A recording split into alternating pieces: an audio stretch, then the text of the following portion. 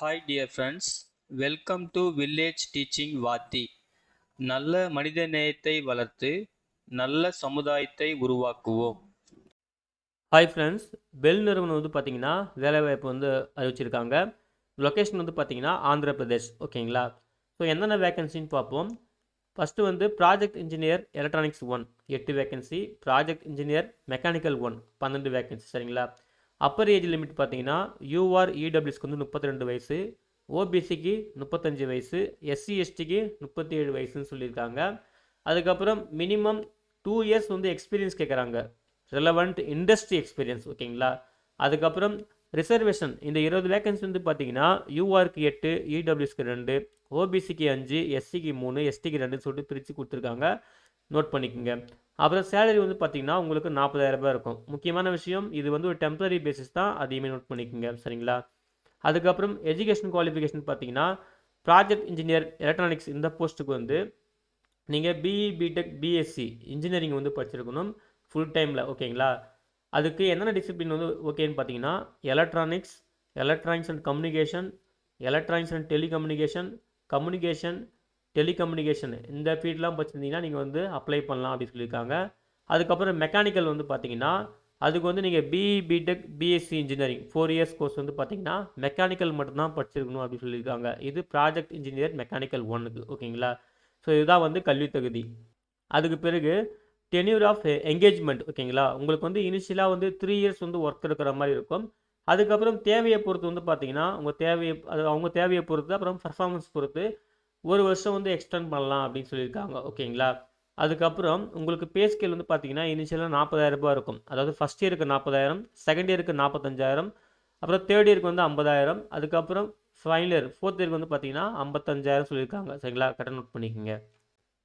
அதுக்கு பிறகு போனஸுமே இருக்குன்னு சொல்லியிருக்காங்க. அதை பற்றி நீங்கள் தெளிவாக அங்கே வந்து செக் பண்ணிக்கலாம். சரிங்களா? அப்புறம் வந்து பார்த்தீங்கன்னா எக்ஸ்பீரியன்ஸ் வந்து சொல்லியிருக்காங்க இல்லையா, மினிமம் 2 இயர்ஸ் வந்து இண்டஸ்ட்ரி எக்ஸ்பீரியன்ஸ் வேணும் அப்படின்னு சொல்லியிருக்காங்க. நீங்கள் வந்து அகாடமிக் டீச்சிங் எக்ஸ்பீரியன்ஸ்லாம் இருந்தால் நாங்கள் கன்சிடர் பண்ணிக்க மாட்டோம். அதே போல் நீங்கள் அப்ரண்டிஸ்ஷிப் வந்து 1 இயர் மட்டும் முடிச்சிருந்தீங்கன்னா கன்சிடர் பண்ணிக்க மாட்டோம்னு சொல்லியிருக்காங்க.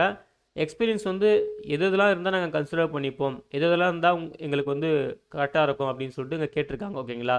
இந்த experience for project engineer electronics இந்த ஃபீல்டுக்கு என்னென்ன எக்ஸ்பீரியன்ஸ் இருந்துச்சுன்னா நாங்கள் வந்து ப்ரெஃபரன்ஸ் கொடுப்போம் அப்படின்னு சொல்லிட்டு சொல்லியிருக்காங்க. அதே போல் பி வந்து பார்த்தீங்கன்னா experience for project engineer mechanical 1. So இவங்களுக்கு என்னென்ன எக்ஸ்பீரியன்ஸ் தான் எங்களுக்கு வந்து நாங்கள் வந்து ப்ரெஃபரன்ஸ் கொடுப்போம் அப்படின்னு சொல்லியிருக்காங்க. தெளிவாக வந்து செக் பண்ணிவிட்டு அதுக்கப்புறம் அப்ளை பண்ணுங்கள். அப்புறம் அப்ளை பண்ணுறது வந்து பார்த்தீங்கன்னா இங்கே வந்து ஒரு கூகுள் ஃபார்ம் லிங்க் இருக்குது. இந்த ப்ளூ கலரில் இருக்குது பார்த்தீங்களா, இதுதான் அந்த கூகுள் ஃபார்ம் லிங்க்கு. இதில் தான் நீங்கள் வந்து கிளிக் பண்ணி அதில் கேட்குற டீட்டெயில்ஸ்லாம் நீங்கள் ஃபில் பண்ணி அப்ளை பண்ணுற மாதிரி இருக்கும். சரிங்களா?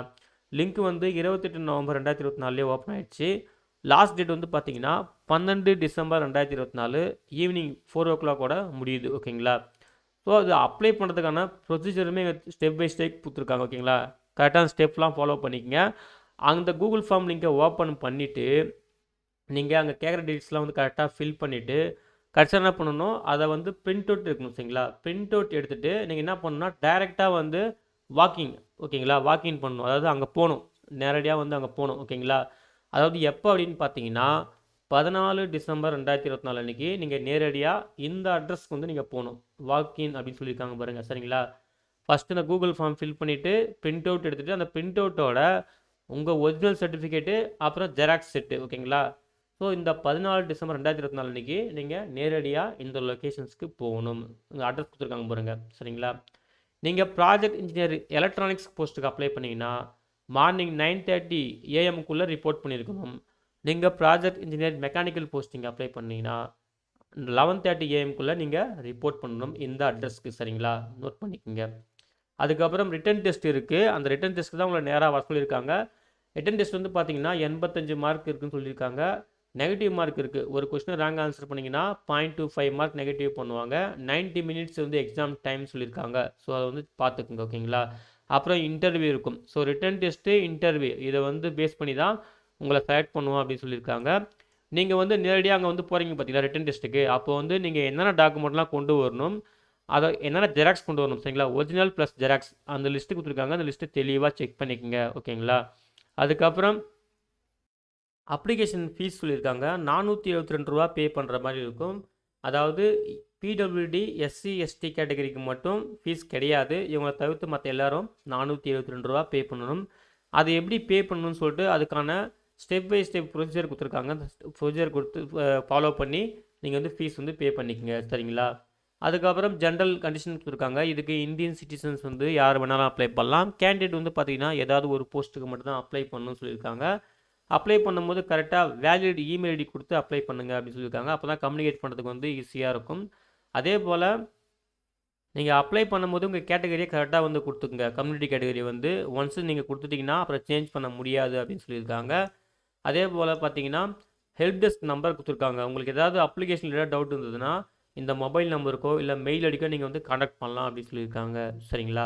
அவ்வளோதான் ஃப்ரெண்ட்ஸ். இதுதான் வந்து பெல் நிறுவனம் ஆந்திர பிரதேஷ், ஓகேங்களா? இவங்க அறிவிச்சிருந்த ப்ராஜெக்ட் இன்ஜினியர் இந்த போஸ்ட்டுக்கான முக்கியமான விவரங்கள், ஓகேங்களா? அப்ளை பண்ணுறதுக்கு முன்னாடி இந்த கைட்லைன்ஸ்லாம் தெளிவாக பார்த்துக்குங்க. உங்களுக்கு இந்த எலிஜிபிலிட்டி கிரைட்டீரியாலாம் கரெக்டாக மீட் ஆயிடுச்சுன்னா அதுக்கப்புறம் ஆன்லைனில் மிஸ்டேக் இல்லாமல் அப்ளை பண்ணுங்கள்.